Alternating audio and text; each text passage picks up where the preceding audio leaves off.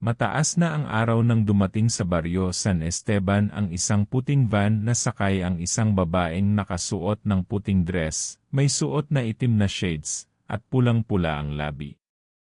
Sa unang tingin ay halatang tagalungsod, maayos ang ayos ng buhok, malinis ang damit, at ang kutis ay parang hindi natatamaan ng araw.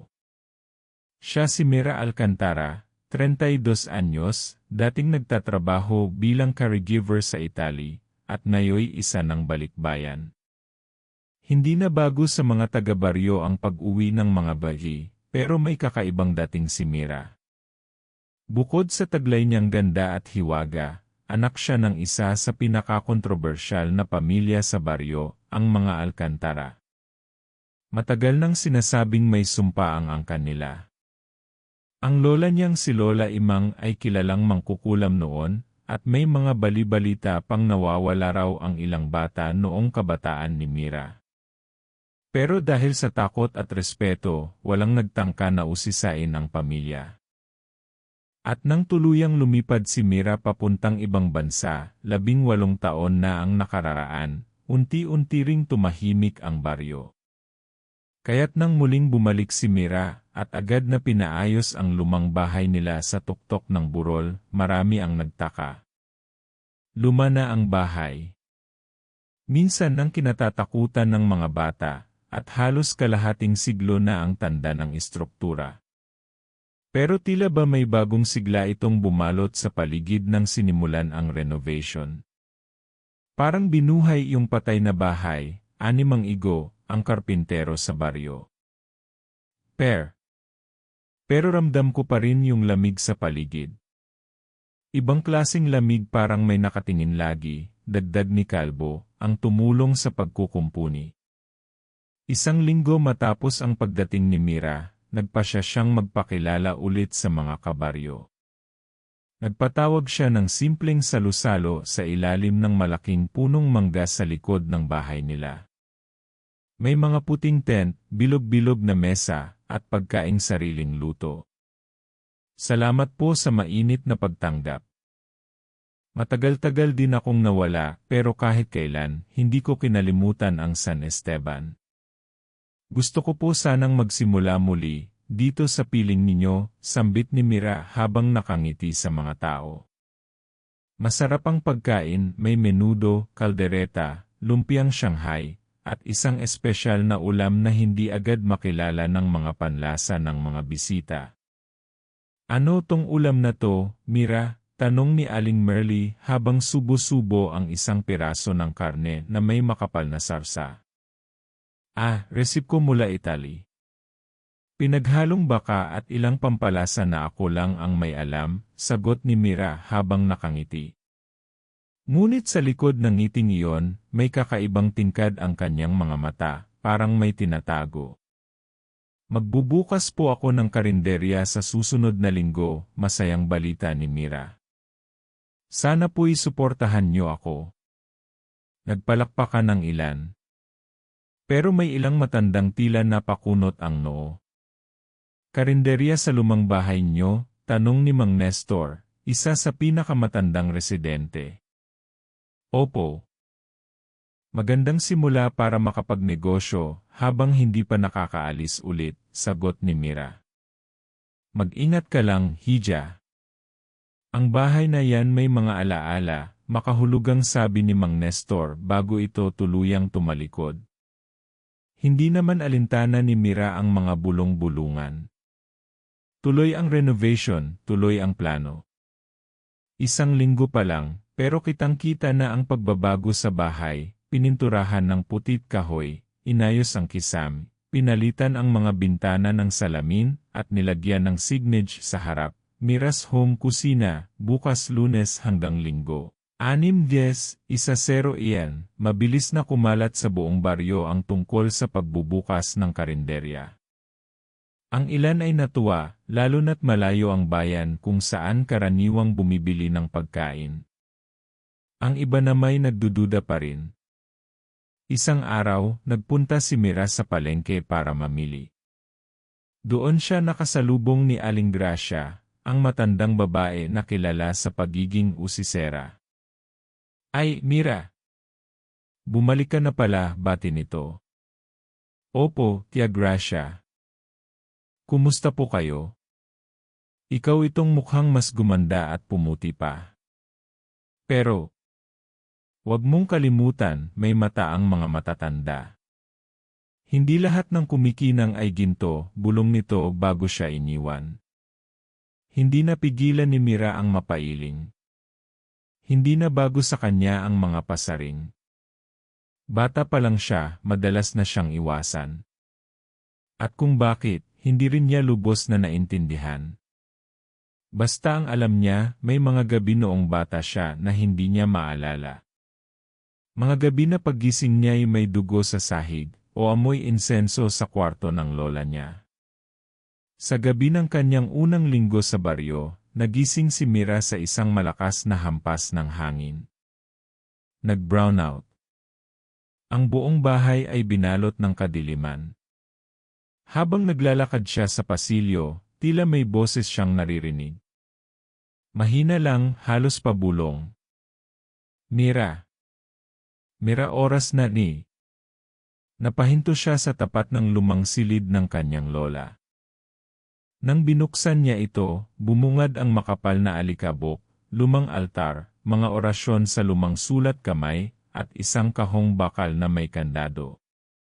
Sa ibabaw ng kahon ay may nakaukit, alay. Dugo. Buhay. Napapikit si Mira. Kumirot ang kanyang ulo. At sa isang iglap, dumaloy sa kanyang isipan ang imahe ng kanyang lola, nakaupo sa gitna ng bilog na asin, may hawak na palaspas na nababalot ng dugo, at binubulong ang salitang, ang tagapagmana ng gabi ay nagbabalik. Kinabukasan, parang walang nangyari. Masigla si Mira at tuloy ang preparasyon sa karinderya. Dumating ang araw ng pagbubukas. Maraming tao ang pumunta, gusto nilang tikman ang isikat na putahe ng balikbayan. Maayos ang lugar, malinis, at maganda ang setup. Masarap ang amoy ng mga niluluto. At muli, kakaiba ang lasa ng karne. Malambot, malasa, at parang masyadong natural. Ang ilang mga matanday nagbulungan. Ang ilang bata na may sabik na sabik sa ulam. Wala pa akong natikman na ganitong kaldereta, ani ni Mang Ador. Parang nakakapanabik ang bawat subo, sabat ni Aling Rosa. Ngunit sa gitna ng kasiyahan, may isang batang lalaki na tinawag ang kanyang ina. Ma, parang sumasakit tiyan ko eh. Ilang araw pa lamang mula nang magbukas ang karinderya ni Mira, pero tila ba sumabog na agad ang kanyang kasikatan. Sa bawat kanto ng baryo, ang pinag-uusapan ay ang mga ulam sa Mira's Home Kusina. Maging ang mga tricycle driver, estudyante, at ilang empleyado sa munisipyo ay dumadayo pa para lang makatikim. Wala talaga akong masabi. Parang may gayuma yung adobo, wika ni Aling Cora habang nililinis ang plato. Hindi rin nalalayo ang opinyon ng iba. Yung sinigang, grabe sa asim-tamis. Para kang naiinlove sa bawat kutsara, tawa ni Mang Ruben, isa sa mga matagal ng residente sa baryo. Ang hindi nila alam, higit pa sa natural na sangkap ang laman ng bawat putahe. Isang gabi, matapos magsara ang karinderya, pumasok sa likod ng bahay si Mira. May dala siyang maliit na basket na may takip. Maingat siyang tumungo sa likod ng bahay, kung saan may nakatabing pintuang bakal. Sa ilalim ng mga tuyong dahon ay makikitang may trapdoor papasok sa ilalim ng bahay. Pagbukas niya ng pinto, bumungad ang lumang silid na may mga lumang gamit, mesa, kalan, at isang altar na may kakaibang anyo. Nasa altar ang kahong bakal na nakita niya noong unang gabi. Ngayon ay bukas na ito, at sa loob ay may laman na maliit na kutsilyo, anting-anting, at isang lumang aklat na nakasulat sa sinaunang wika. Nagpatong si Mira ng ilang piraso ng karne sa altar. Binasa niya ang mga linya mula sa aklat, laman ng masama, kaluluwang iisa. Pag-alayin ng init at asin para sa mga gutom na nilalang. Pagkasambit niya ng huling salita, ang karne ay tila kumikilos. Nagbabago ang kulay. Nagmumukhang masariwa. Mas kakit-akit. Parang may sariling buhay. Hindi ito ordinaryong karne. Hindi rin ito galing sa palengke. Sa loob lamang ng 2 linggo, hindi lang mga taga-baryo ang pumupunta sa karinderya ni Mira. May mga dumadayo na mula sa Karatigbayan, mga motorista, delivery riders, at maging ilang turistang napadaan lang sa San Esteban. Mabilis ang naging kita. Nakapagtayo agad ng karagdagang tent. Bumili si Mira ng bagong oven, bagong ref, at ilang mga kasangkapan. Maging ang mga waiters ay mga kabataan sa baryo na kanyang kinuha para tumulong. Ma'am Mira, nakakatuwa po kayo. Ang bait niyo po sa amin, wika ng isang dalagang katulong niya sa kusina, si Lani. Ngunit kapansin-pansin na tila nagiging tahimik at tila lutang si Mira tuwing gabi. Madalas siyang makitang nakatitig sa kawalan habang hinahalo ang niluluto. Parang may naririnig na bulong. O marahil may kausap na hindi nakikita ng iba. Isang gabi na naginip si Mira. Nasa gitna siya ng kagubatan, duguan ang mga paa, at may hawak siyang karne sa kanyang mga kamay. Nakatayo sa harapan niya ang isang matandang babae, maputla, nakasuot ng itim, at may mahahabang kuko. Mira, kailangan ng laman. Gisingin mo ang uhaw. Ikaw ang tagapagmana. Napabalikwas siya ng gising. Pawis na pawis. At sa sulok ng kanyang silid, may bahid ng dugo ang sahig. Dahan-dahan siyang bumangon at nilapitan ito. Amoy kalawang. Hindi niya maalala kung siya ba'y may sugat o kung may nangyaring kakaiba. Sa baryo, may ilan nang nawawala. Isang batang babae ang hindi na umuwi matapos maglaro malapit sa karinderya. Isang matandang lalaki rin ang hindi na muling nakita matapos sabihin sa kanyang kapitbahay na, pupunta lang ako kina Mira, titikim lang ako ng kare-kare. Marami ang nagtataka pero walang pruweba. Hindi rin maikonekta kay Mira ang mga insidente. Isa pa, masyado siyang mabait. Mapagbigay. Hindi mo iisiping may masama siyang intensyon.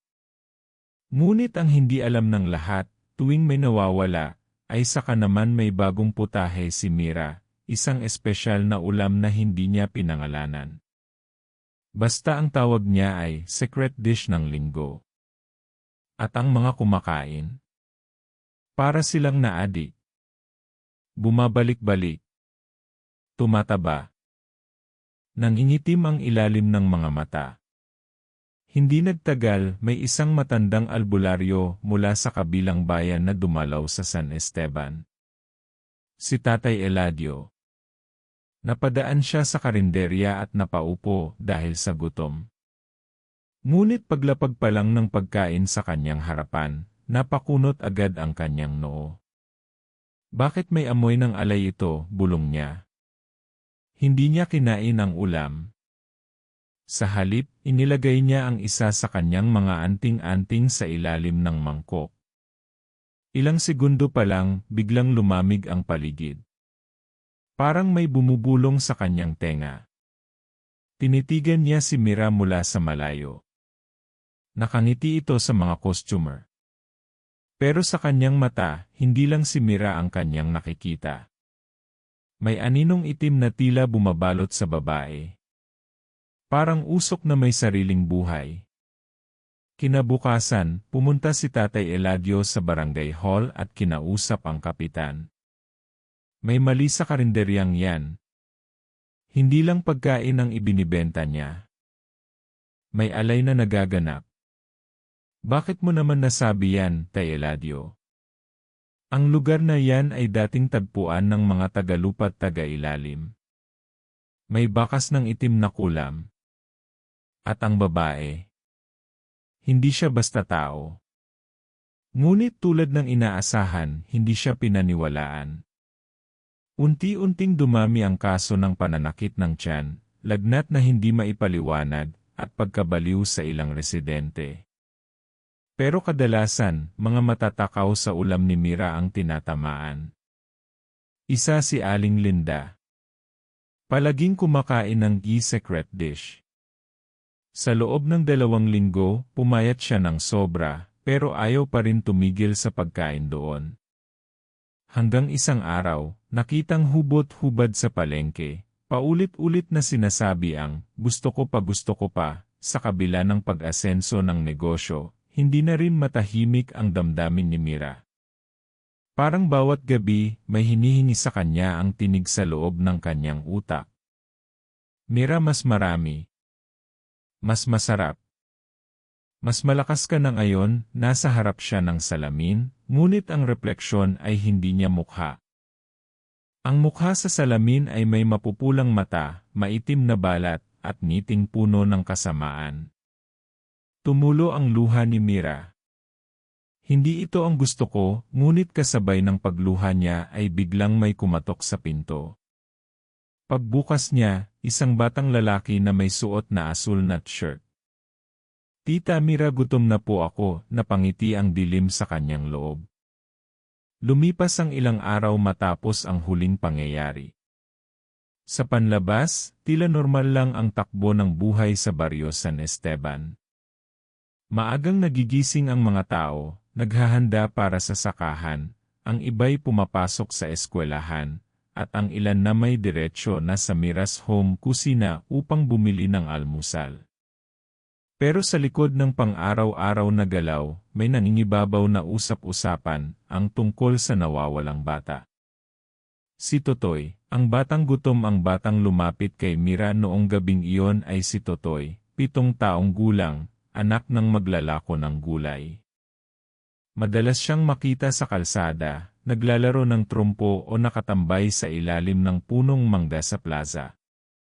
Matagal na siyang nagugutom, ang pamilya nila ay isang kahig, isang tuka. Kaya't nang makita niya ang karinderya, at naamoy ang matinding aroma ng nilulutong ulam ni Mira, hindi na siya nagdalawang isip. Sa gabing iyon, kinatok niya si Mira. At sa gabing iyon din, siya ang unang ganap na alay. Ngunit hindi ito basta pagpatay. May ritual. May kasunduan. Sa lumang silid sa ilalim ng bahay, isinagawa ni Mira ang seremonyang matagal nang nakalimutan ng karamihan. Isinulat niya ang pangalan ni Totoy sa itim na papel, binalot ito sa dahon ng banaba, at isinilid sa loob ng malaking palayok na may malapot na sabaw. Habang binubulong ang lumang orasyon, buhay kapalit ng lakas, laman kapalit ng gana. Sa bawat suboy may kaluluwa. Pagkaalam ng ina kinabukasan, hindi na umuwi si Totoy. Hinanap siya ng kanyang ina, si Aling Presi. Halos masiraan ito ng bait. Lumibot siya sa buong baryo, tinanong bawat tindera, bawat tambay, bawat tricycle driver. May nakita po ba kayong batang lalaki? 6 na taong gulang. Nakaasul na shirt kagabi. Ngunit walang makapagsabi kung saan siya nakita huling beses. Hanggang may isang matandang babae ang lumapit, si Aling Bina. Gabi na nang makita ko siyang papunta sa direksyon ng karinderya, pero baka naman naidlip lang sa tabi, bulong nito. Ang pagtanggi ni Mira dahil sa narinig, pinuntahan ni Aling Presi si Mira kinahapunan. Tia Mira, nakita raw po kayong huling pinuntahan ni Totoy. Nandito po ba siya kagabi? Malamig ang ngiti ni Mira. Naku, wala akong naalalang batang dumaan dito kagabi. Sarado na ang karinderya noon. Napayuko si Aling Presi. Ramdam niyang may hindi sinasabi si Mira, pero wala siyang sapat na dahilan para idiin ito. Magsabi lang po kayo kung sakaling makita niyo siya kahit anong oras. Salamat. Siyempre naman. Sana nga'y mabilis siyang matagpuan. Pag-alis ni Aling Presi, sumilip si Mira sa silid sa ilalim. Isang maliit na Tupperware ng nilutong adobo ang nakaabang sa hapag. Ang paglalakas loob ng albularyo, hindi nawala ng hinala si Tatay Eladio. Sa paglipas ng mga araw, lalong lumalakas ang kutob niya na si Mira ay may ginagawang kababalaghan. Kaya't isang gabi, habang tulog ang buong baryo, palihim siyang naglakad papunta sa karinderya. May dala siyang itlog ng itim na manok, isang uri ng anting-anting na ginagamit para tuklasin ang enerhiyang masama. Nang dumating siya sa paligid ng bahay, binasag niya ito sa lupa. Sa pagbagsak ng itlog, kumalat ang amoy ng panis na laman loob. Ngunit hindi iyon ang nakapagtindig balahibo sa kanya, kundi ang tunog mula sa ilalim ng bahay. Parang pag-iyak ng bata. Malalim. Gutom. Umaalingaw-ngaw. Huhu. Inay, huwag gutom ako eh. Kinabukasan, agad siyang dumulog sa mga matatanda ng baryo. Pagpapatawag ng kapulungan, nagpatawag si Kapitan Ernesto ng pulong sa barangay hall. Dumalo ang ilang matatanda, mga tanod, pati ilang magulang. 4 na araw nang nawawala si Totoy, panimula ni Kapitan.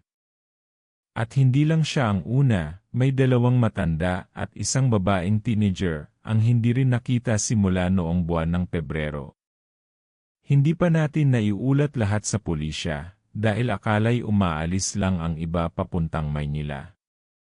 Nagbibigay ako ng babala, dagdag ni Tatay Eladio. Ang mga pagkawala ay may kaugnayan sa karinderya. Nagkagulo ang mga tao. Hindi pwede, sigaw ng isang ina. Ang bait-bait ni Mira.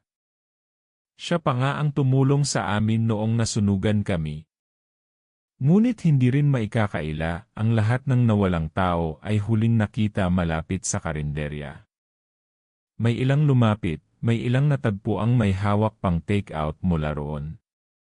Panibagong alaala ni Mira kinagabihan, muling nanaginip si Mira. Sa panaginip, pinapalibutan siya ng mga bata, duguan, namumutla, at nakatitig sa kanya. Huwag mo na kaming kainin, bakit mo kami isinama? Inay, hindi mo ba kami kilala? Nagising siyang umiiyak. Ngunit sa kanyang paanan, may isang tray ng niluto, hindi niya alam kung sino ang nagluto, pero naroon na ito. Mainit pa. Lumabas siya sa sala, at nakita si Lani, ang kanyang assistant, ginigisa ang laman loob ng tila hindi pangkaraniwang hayop. Ma'am Mira, ito na po yung iniwan sa gate. May nakasulat lang na galing sa kaibigan. Kahit nagtataka, kinain pa rin ito ng mga tao kinabukasan. At gaya ng dati, nagustuhan nila. Walang nagtaka. Walang nagtatanong. Ang tumataas na gutom ng mga kumakain, habang lumalalim ang gabi at lumalakas ang negosyo, may napapansin ang ilang pamilya. Anak, hindi ka pa rin busog. Ma, gusto ko lang po yung ulam sa karinderya ni Mira. Hindi masarap ang luto mo, marami ang naging palakain sa Mira's home kusina. Ang iba ay hindi na halos umuwi. Parang may kulang sa katawan kapag hindi nakatikim ng putahe roon. Maging ang mga dating matatakutin ay bumabalik na rin. At kapalit ng masarap na pagkain, unti-unti ring nawala ang paningin ng mga tao sa katotohanan. Ngunit may isa, si Lani, na nakapansin. Pagdududa ni Lani, si Lani ay 18 taong gulang. Masipag, matalino at tahimik.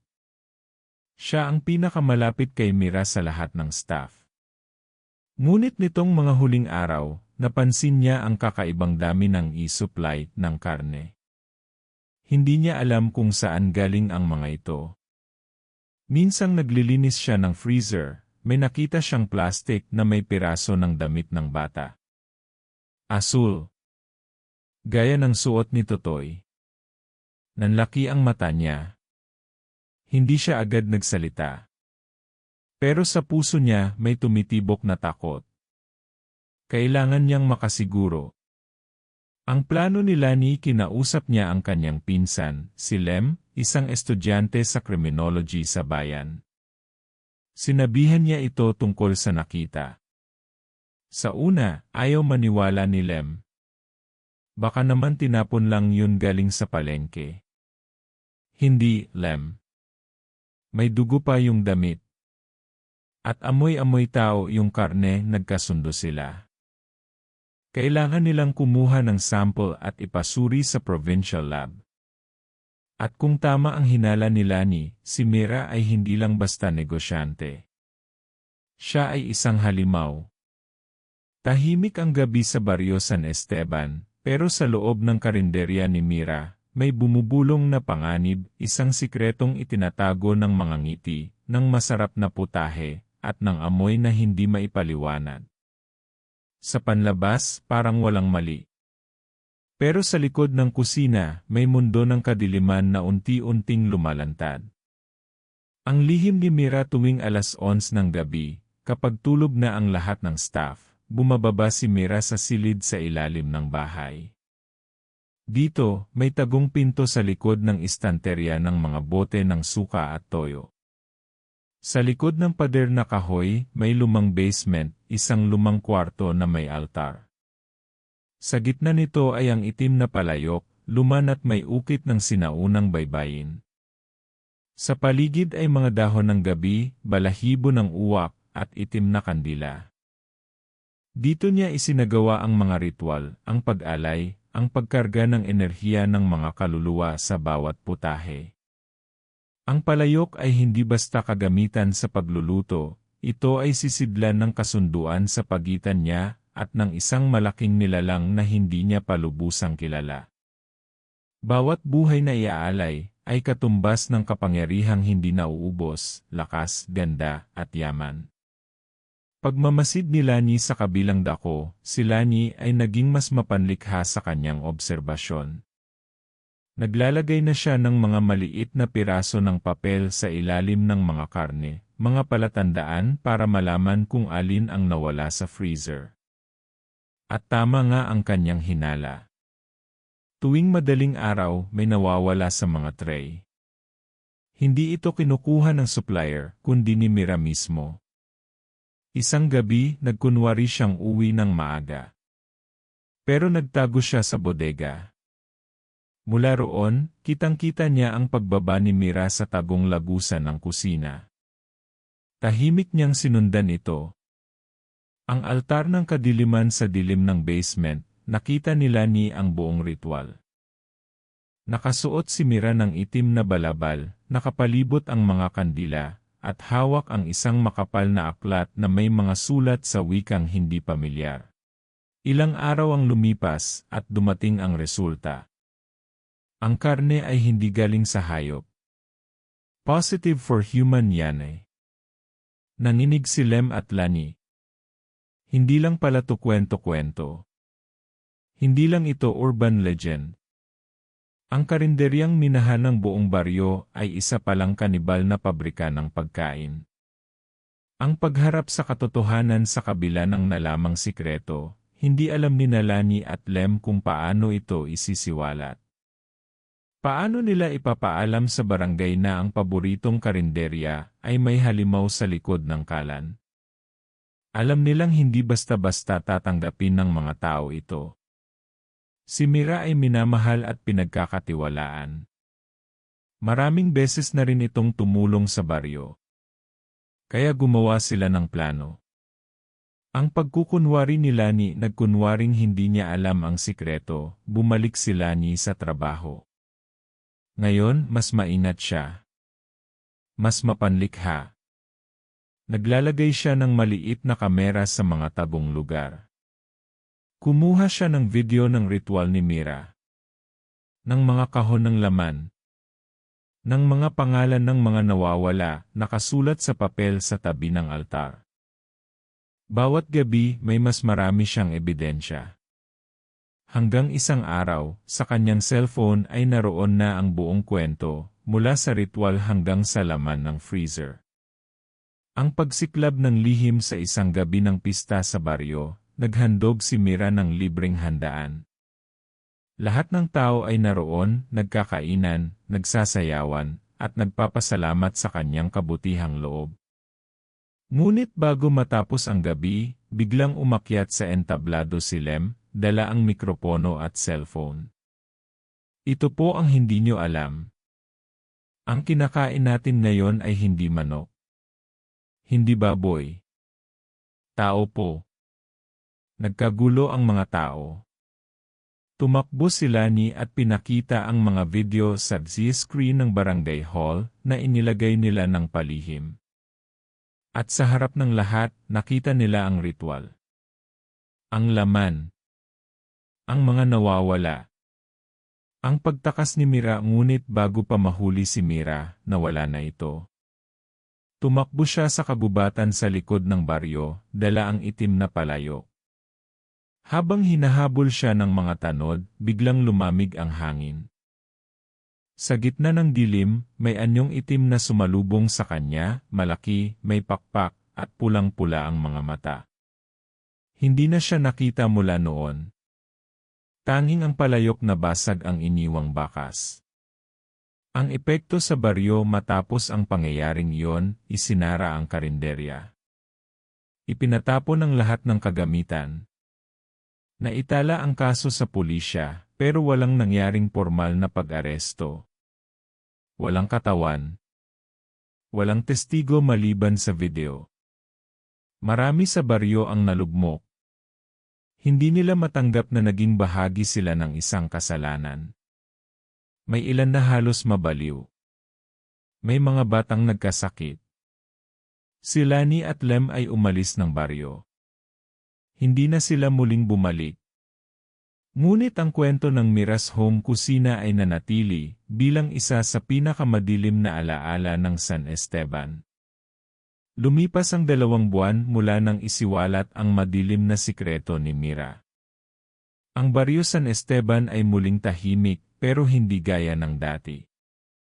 Ang dating masiglang lugar ay tila nalanta, nawala ang sigla ng mga tao, at nanatiling nakakubli ang takot sa kanilang mga puso.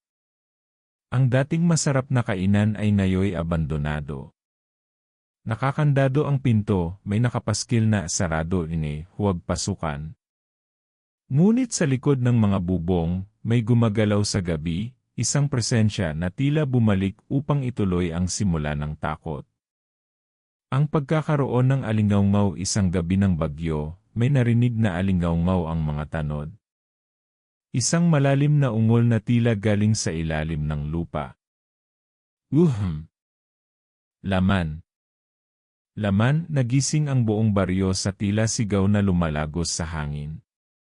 Ang mga alagang hayop ay nagsilapitan sa pinto ng mga bahay, nanginginig.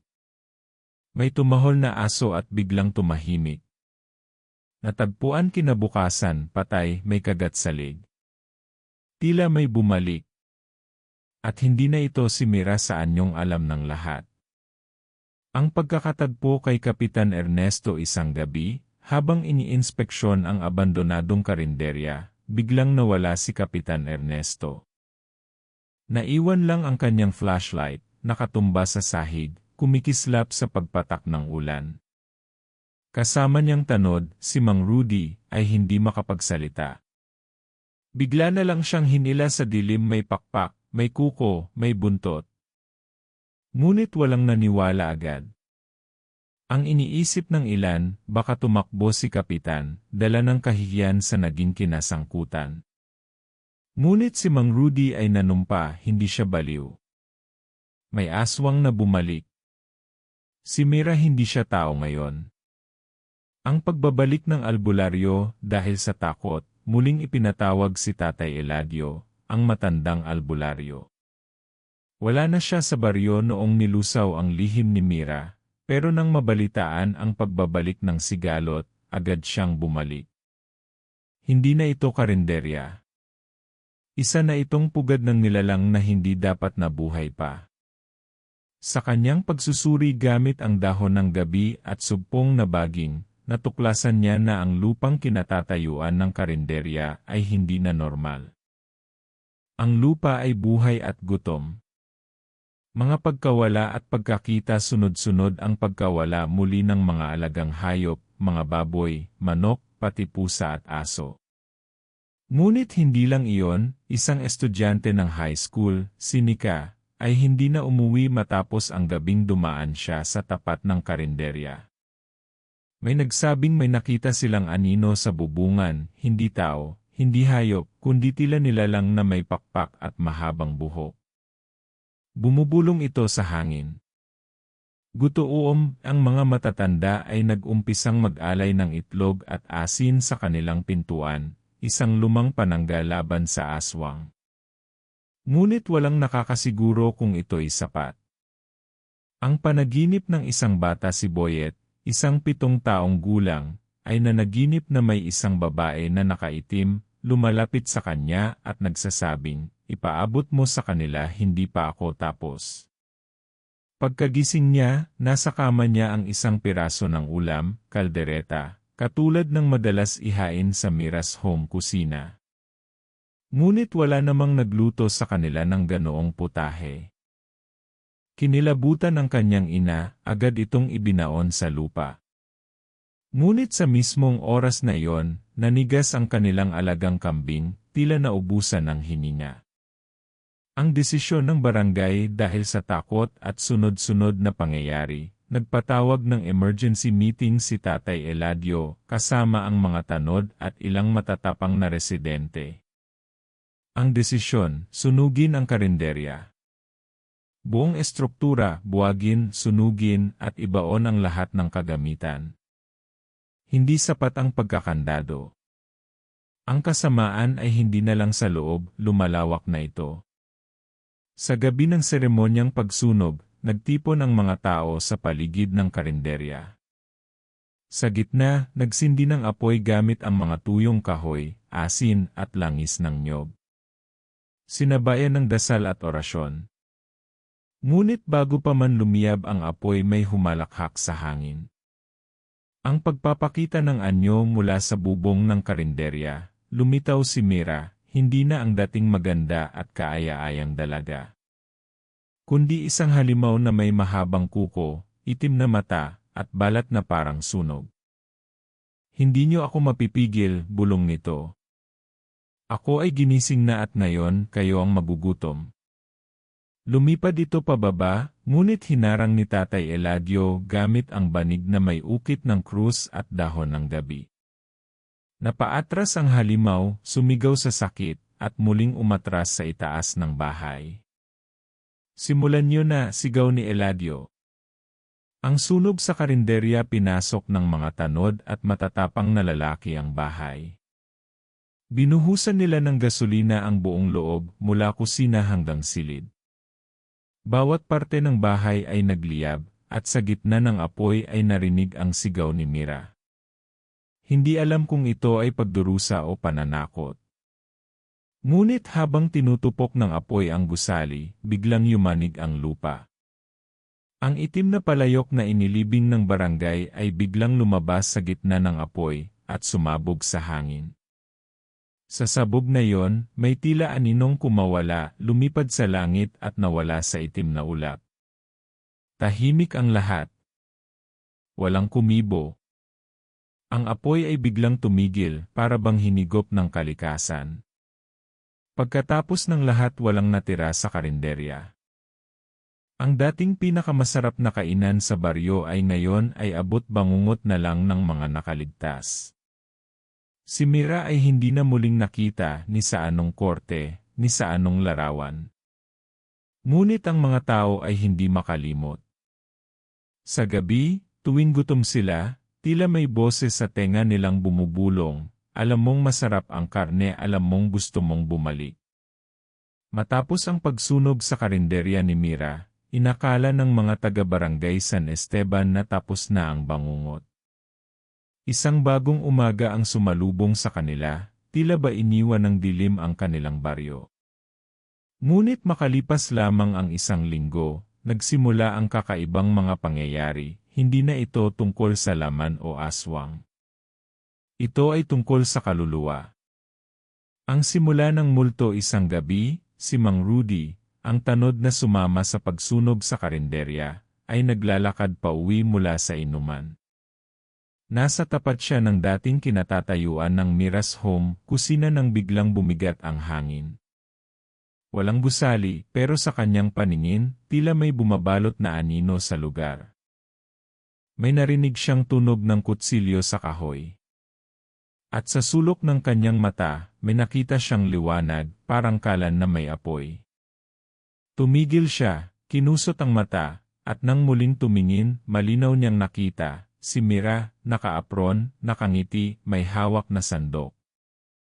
Gusto mong tikman ulit, Mang Rudy, wika ng multo, sabay turo sa mesa kung saan nakahain ang putaheng kaldereta. Napaurong si Rudy, napatakbo pabalik sa kanyang bahay, nanginginig. Pagka-uwi niya, bigla siyang nasuka, dugo ang lumabas sa kanyang bibig.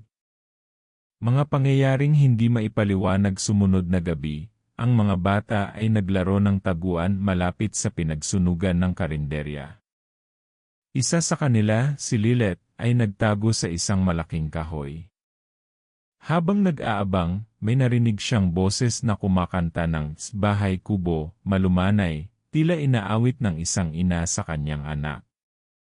Sa kanyang paglingon, nakita niya ang isang babaeng putlang-putla, duguan ang bibig, at tila may hawak na anit ng tao.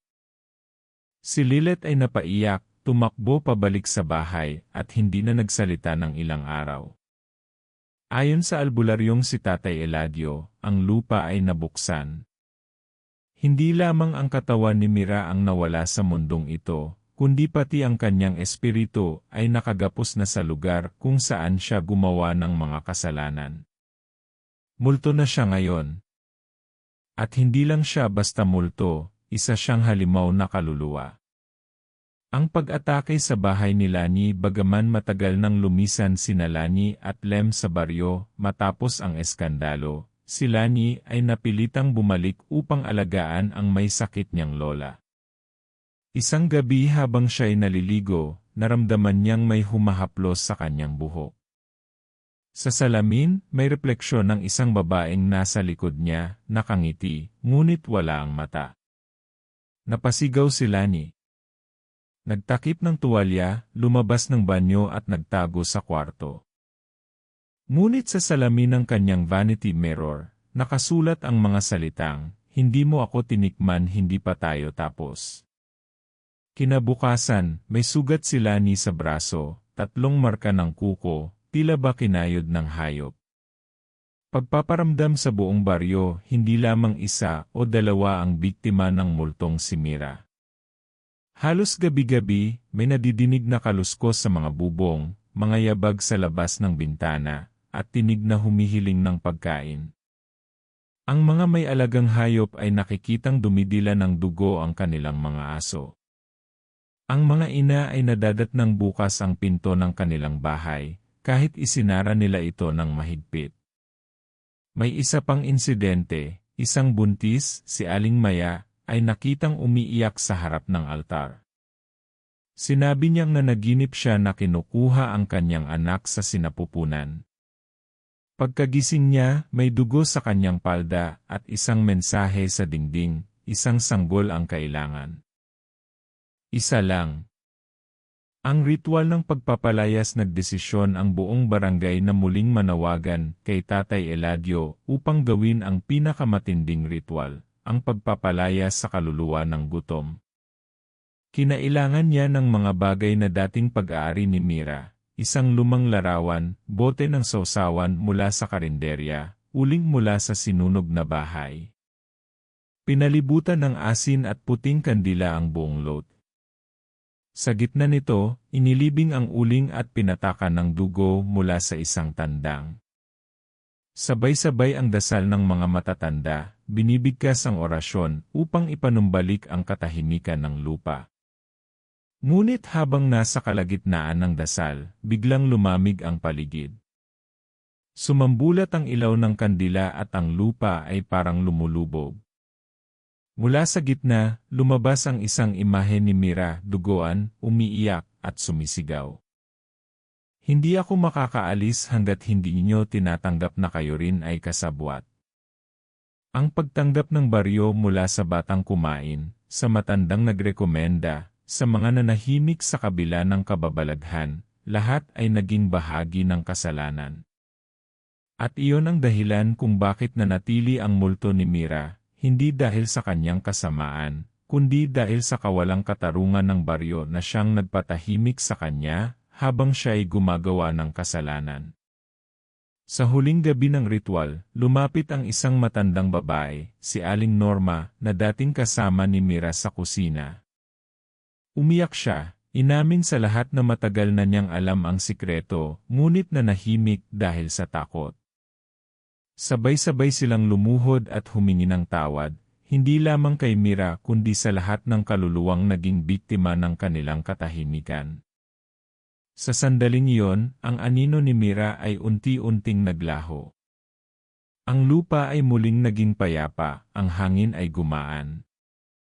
Ngunit bago siya tuluyang nawala, may iniwang mensahe ang kanyang boses sa hangin. Kapag muli ninyong ginamit ang kahirapan upang manahimik sa kasamaan, babalik ako. Pagkatapos ng multo muling naging tahimik ang baryo. Wala nang paghingi ng laman sa gabi, wala nang aninong sumusunod. Ngunit hindi na rin bumalik ang sigla ng San Esteban. Ang dating masayahing baryo ay tila natutong mamuhay sa lilim ng katotohanan.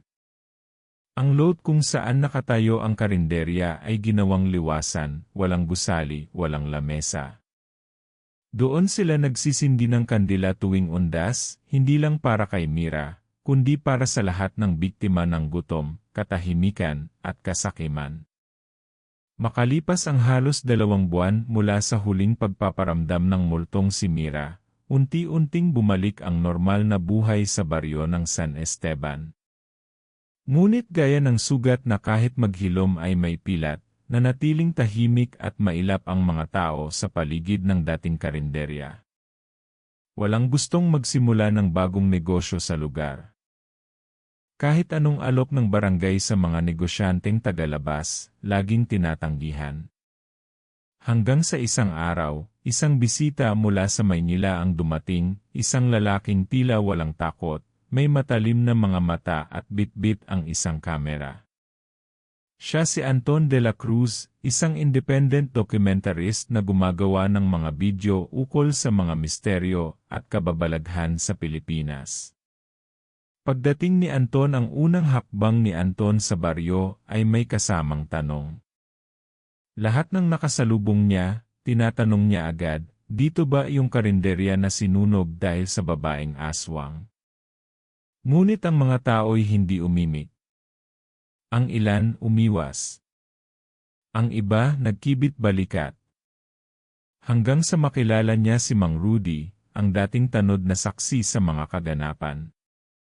Kung matapang ka talaga, dun ka sa lot mamayang gabi. Dalhin mo yung kamera mo, hamon ni Mang Rudy. Hindi umalis si Anton. Sa halip, siya ay nagpalipas ng gabi sa lumang bahay ni Aling Norma, ang matandang naglahad ng sikreto ni Mira. Ang interview kay Aling Norma sa kanyang interview, bagamat may kaba, nagsalita si Aling Norma.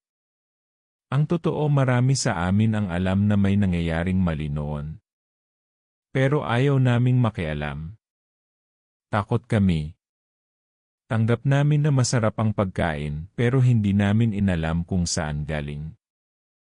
Ipinakita ni Anton ang isang lumang larawan kay Aling Norma, larawan ni Mira na nakangiti, habang may hawak na kutsilyo, kasama ang 3 lalaking kusinero. Isa sa mga ito ay tila hindi tao, may bahagyang kakaibang anyo ang mukha. Nang makita ito ni Aling Norma, bigla siyang napaiyak. Hindi yan empleyado, yan ang dinala ni Mira mula sa ibang lugar. Aswang din yan. Siya ang nagturo sa kanya. Pagbisita sa lot ng karinderya kinabukasan, pinuntahan ni Anton ang lot.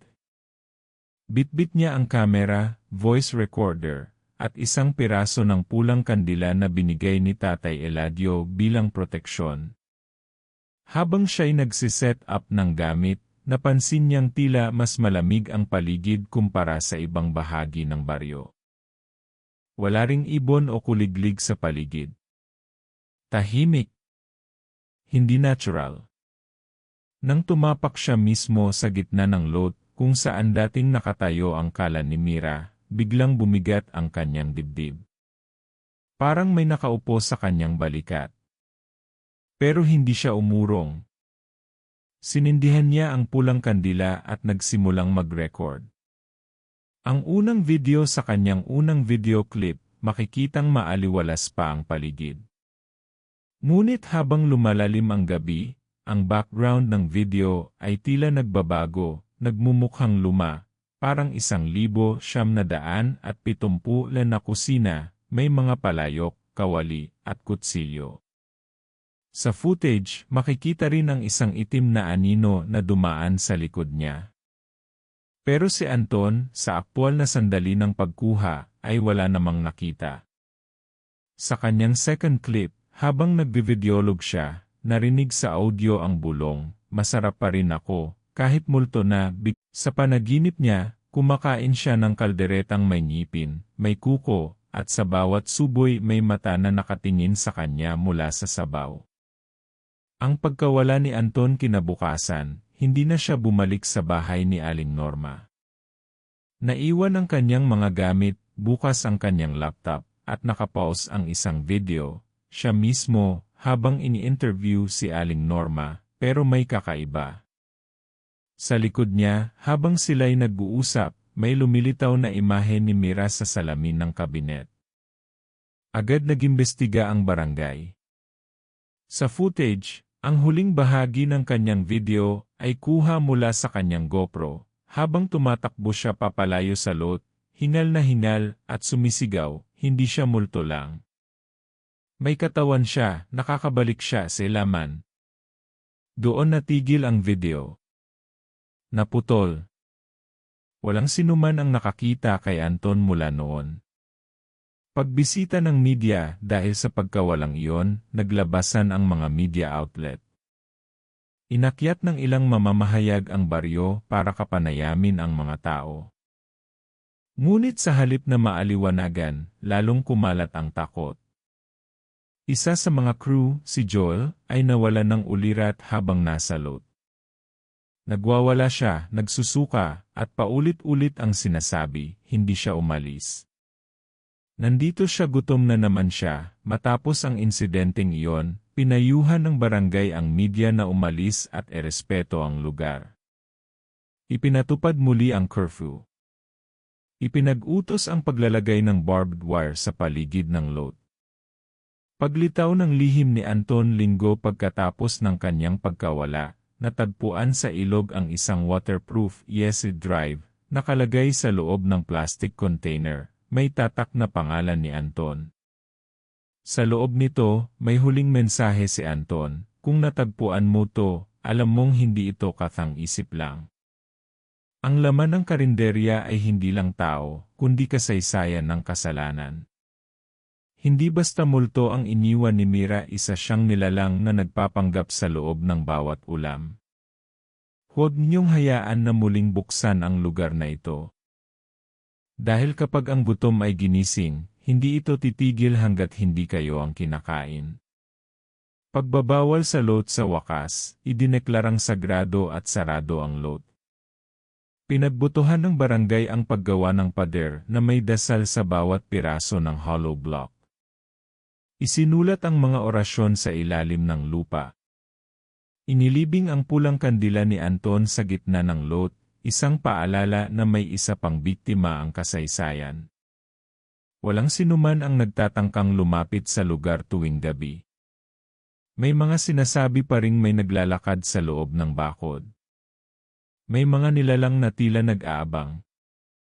Ang alingasngas ng baryo sa loob ng sari-saring tindahan, tahimik na binubulong ng matatanda, si Mira, hindi na lang basta kwento. Isa na siyang alamat. Pero tandaan mo, ang alamat ay laging may butil ng katotohanan. At sa mga bata. Mahigpit ang bilin, kapag may naghain sa iyo ng pagkain at hindi mo kilala kung sino nagluto, huwag mong tikman. Baka si Mira na yan. Ang baryo ng San Esteban ay tila nakabangon mula sa bangungot ng nakaraan. Ang mga bagong pamilya ay lumipat. Ang mga matatanda ay pumanaw na, at ang mga bata ay lumaki na tila walang kaalaman sa mga nangyari noon. Ang lot na minsang naging karinderya ni Mira ay nanatiling bakante, napapalibutan ng makapal na damo at kalawangin ng bakod. Wala nang nagtangkang buksan ito. Hanggang sa dumating ang isang makulimlim na umaga, isang pulang SU ang huminto sa harap ng bakanteng lot. Mula rito, bumaba ang isang dalagang may suot na pulang damit, nakaponytail, at bitbit ang isang clipboard. May mga kasunod siyang kalalakihang mukhang construction workers. Dito na natin sisimulan ang project, wika ng babae. Isa siyang architect na taga Maynila, si Clara Ramirez, apo ni Aling Norma, ang matandang dating kasama ni Mira sa kusina. Balak na pagpapatayo ng cafe ayon kay Clara, plano nilang gawing art cafe ang lot, isang lugar kung saan maaaring magpinta, magsulat, magbasa, habang umiinom ng kape at kumakain ng masasarap na pastry. Wala raw siyang alam sa mga kwento ng aswang o multo. Ang sabi lang daw ng lola niya bago ito namatay, magaling magluto ang mga babaeng may lihim. Akala niya ay joke lang yon. Pero bago magsimula ang konstruksyon, may lumapit na matandang lalaki, si Tatay Eladio, na ngayon ay mahina na, nanginginig ang kamay. Huwag mo nang galawin ang lupa, iha. Iba ang buhay dito. Iba rin ang kamatayan, sabi niya. Ngunit hindi nakinig si Clara. Para sa kanya, ang baryo ay nangangailangan ng pagbabago. At isa siyang tagapagdala ng progreso. Ang unang araw ng pagtayo ng hukayin ng mga manggagawa ang gitna ng lot, may natagpuan silang isang kahon ng kahoy, balot sa itim na tela. Binuksan ito ng isa sa mga tauhan nang walang paalam kay Clara. Sa loob ng kahon, isang buto ng panga, ilang kalansay ng kamay, at isang bote ng sarsa na tila sariwa pa. Bigla siyang napasigaw. Tumilapon ang kahon. Ang lalaking nagbukas ay napahiga sa lupa at biglang sumuka ng itim na likido. Sa sumunod na araw, hindi na ito bumalik sa site. Ayon sa kanyang asawa, umiiyak ito gabi-gabi at sinasabing naririnig niya ang tunog ng tinutusta sa mantika. Pagbubukas ng Clara's Cafe 1 taon matapos ang insidente, natapos pa rin ang proyekto. Sa kabila ng pag-alis ng ilang tauhan, pinilit pa rin ni Clara na ituloy ito. Tinawag niya ang lugar na Clara's Cafe & Creatives, modernong itsura, may mga aklatan, art gallery, at maliliit na mesa. Dumagsa ang mga tao sa unang linggo ng pagbubukas. Marami ang humanga sa disenyo at lalong humanga sa pagkain. May isang signature dish si Clara, kalderetang pula, masarap, kakaiba, at malasa. Marami ang nagsabing para kang kinakausap habang kumakain ka. Sa sobrang sarap, halos araw-araw ay puno ang cafe. Ngunit hindi alam ni Clara kung kaninong recipe ang gamit niya. Nakita niya lang ito sa isang lumang notebook ng kanyang lola, may pamagat na, resipe ng kaluluwa, mga panibagong pangyayari ilang linggo matapos ang pagbubukas. Nagsimula na namang may mga insidenteng hindi maipaliwanag. Isang customer ang biglang nawala ng ulirat habang kumakain. Isang bata ang umiyak sa siri, sinabing may babaeng nakaupo sa lababo at kumakain ng hilaw na karne. Ang isa sa mga waiter ay nakita ang refleksyon ni Clara sa salamin, ngunit ibang-iba ang mukha nito, parang kay Mira. Lalong tumindi ang usap-usapan. May mga nagsasabi na si Clara ay hindi totoong apo ni Aling Norma, na siya ay pinanganak sa Maynila ng isang babaeng walang alaala ng nakaraan, isang babaeng biglang nahanap sa gilid ng dagat 7 buwan matapos mawala si Mira. Sa ikalawang buwan ng operasyon ng Clara's Cafe, may isa na namang nawala, isang estudyanteng babae na madalas pumunta roon upang mag-aral. Ayon sa CIE, pumasok ito sa cafe bandang alas 6 ng gabi. Umorder ng kaldereta. Kumain. Ngunit sa footage, walang makitang pagkain sa plato. Kinabukasan, wala na siya. Ang kanyang cellphone ay natagpuan sa ilalim ng mesa. At sa pader ng kusina, may nakasulat gamit ang dugo, mas masarap ang kabataan.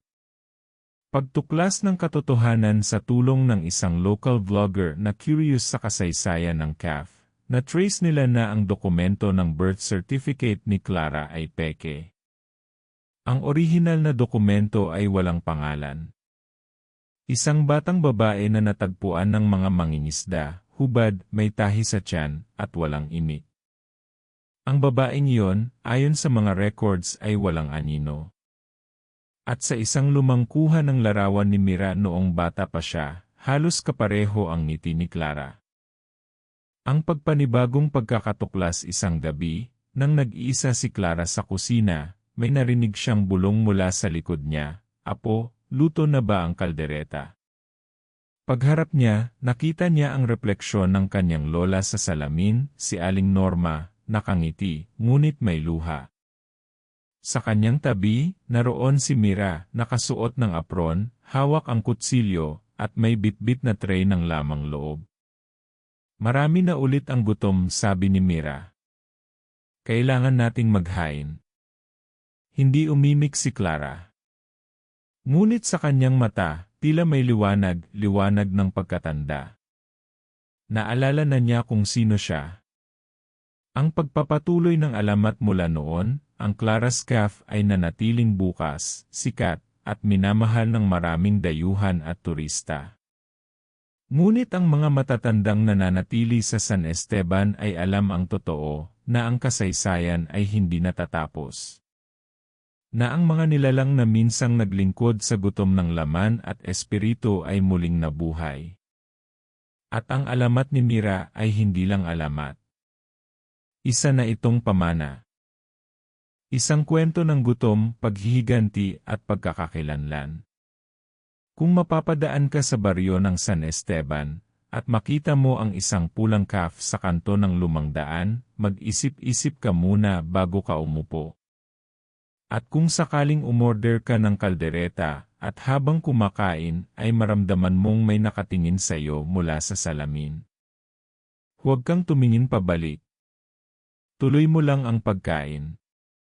Baka hindi lang ikaw ang kumakain, baka ikaw na ang kinakain.